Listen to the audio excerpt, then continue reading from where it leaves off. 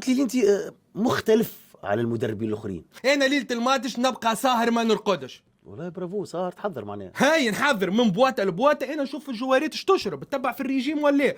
ما لازمني نتوقع الاختراع يجيني الجوار مخلط انا الصباح، اش باش نعمل؟ برافو والله. الحقيقه انا مبهور معناها بالافكار نتاعك.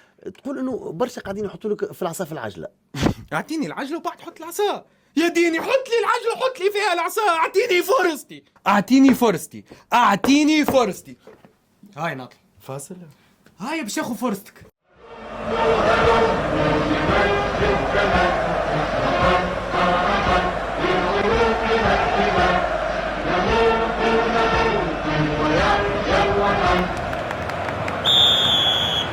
والهدف الاول من اوسيمان الراسيه، والهدف الثاني، الهدف الثاني للمنتخب.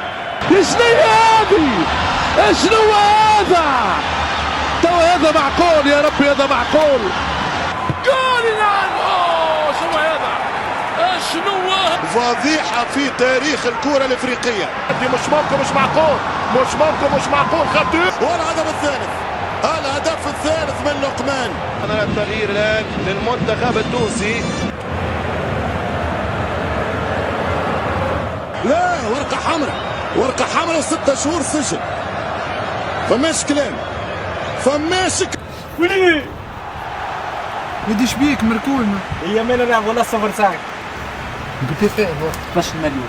تروح هولندا يلعبوا اوفر سيت. استقالة مدرب وإقالة مدرب. السلام مرحبا بكم في برنامج مسك مونديال. نستضيف معنا المدرب السابق للمنتخب التونسي أكرم الغرب. 10 بليش خيبة أمل كبيرة. انا بلال راني مانيش تاع كوره.